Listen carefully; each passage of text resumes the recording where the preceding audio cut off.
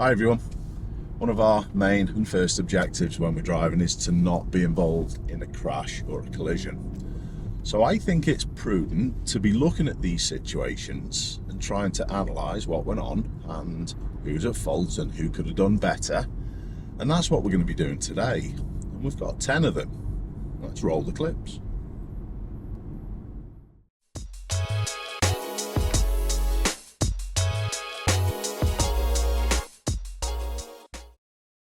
In this clip we've got a residential street and the sun does not play a part in this collision.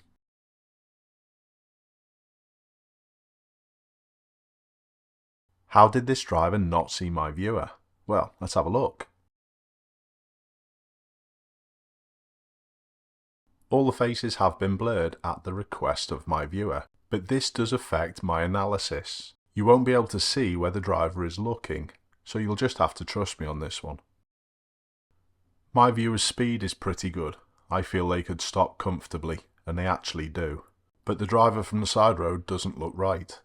Where they're looking at the moment is directly where the car points, or in other words, just out the windscreen, and this has made my viewer invisible to the car emerging. And that's why effectively she just drove into the front of my viewer, seeming not to see them. What would be the likelihood of a young child being on a bike on a road like this? Well, it's obviously pretty high, which makes this collision even more scary. She does, however, seem to get out and start explaining her side of things. I've had to do some blurring in this clip also, and I'll tell you why at the end. My viewer is travelling in a lorry, and this is on the M60, and as you can see we've got some heavy traffic and a road that joins from the left. The lane to the left of my viewer doesn't need to merge into my viewer's lane, but it's a possibility because if you look at the gantry up ahead, roads are splitting up. My viewer has now found themselves in lane 2 and they're not overtaking, so they should go back to the left, but personally here I would have stayed put. The solid lines in the furthermost left lane are also now finishing, so that traffic could be moving back out. And that's exactly what happens. The grey Peugeot driver chooses a terrible time to change position. They put themselves in the worst possible spot. Mistakes from both parties, I would say. Please let me know how you would apportion blame. Now on to the blurring. The Peugeot is an undercover police car, so the driver's obviously playing the role well. They're doing the observations that I would expect from half of the driving population. Not the best.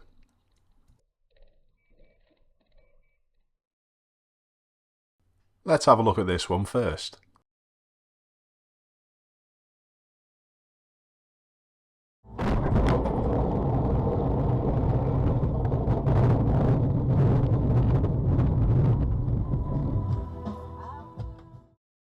This is the damage caused to both vehicles, but do you think my viewer could have done anything different? I don't often say this, but my answer is categorically no. Look how close we are when the white car first starts to move. And there were absolutely no other clues before this point. It's not as if my viewer's car was small either, and you can see by the reflection of the car in front they definitely had headlights on.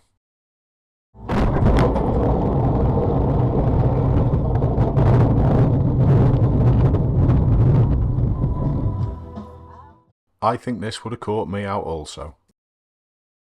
Again, let's have a look at this one first. A classic accident when you're emerging right. And although my viewer's totally at fault, there's something extra with the van that I'd like to point out. Put yourselves in the shoes of my viewer, looking right and left, and if you knew that this van was turning right, would you have started to go? Well, if you look closely when the clip rolls on again, the van was not signalling. Was my viewer expecting the van to go ahead and was timing their emerge to fit in after? Well, probably, but this lesson is one for everyone.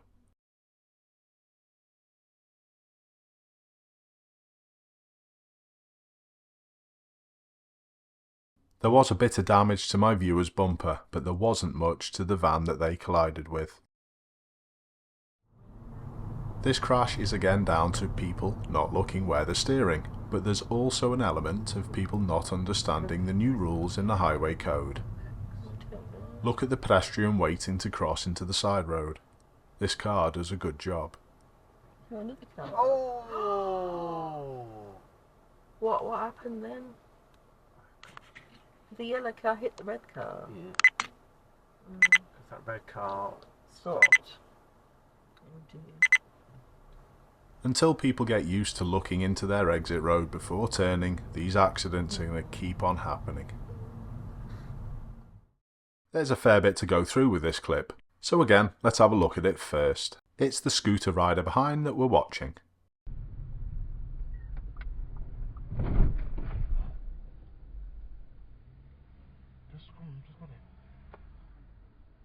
What do you think the scooter rider's pointing at?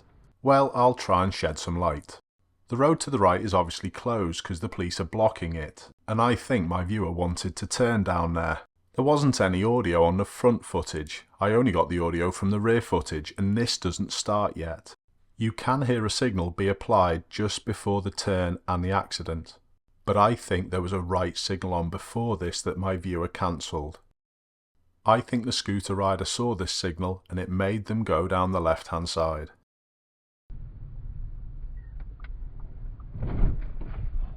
And this would then tie in with what the scooter rider was gesturing and their decision to undertake.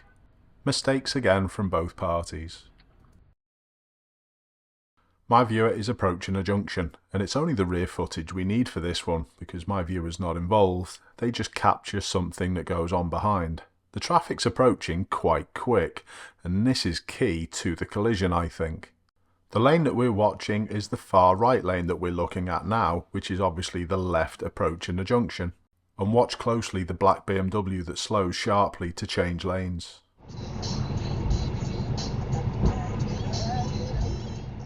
The driver of the van was approaching too quick and wasn't paying enough attention. For me though, it was the lack of planning from the driver of the BMW and the late decision to change lanes which caused this incident. Let me know what you think in the comments. And also let me know how you think insurance companies would see an incident like this. Let's see now how eagle-eyed you are. What lane was the BMW originally approaching from? If you didn't know the answer, it's time for a rewind to check it out. There's not much to analyse here, it just comes with a message. Please take much more care lane changing.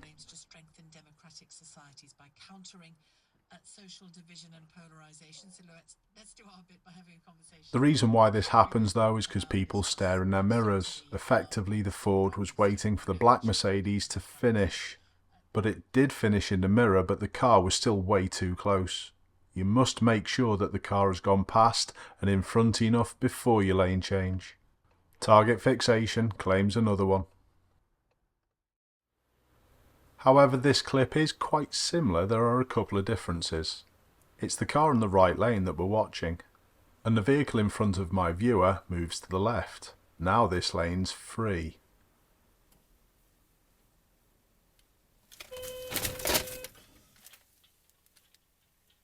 I think if I was driving where my viewer was, I would have been a little more cautious in this scenario.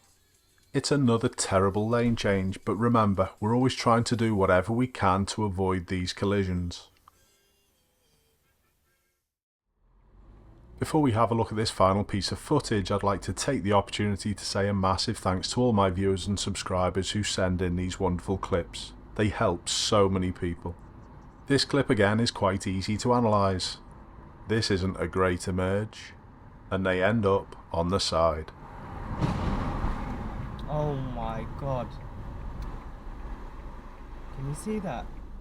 We can now thanks to the great picture my viewer sent in. And it's good to see so many people helping out, and I do hope the driver was okay, because most of the time these road sweepers are left-hand drive. Can anyone tell me what I'm talking about? Keep safe everyone, I'll see you soon.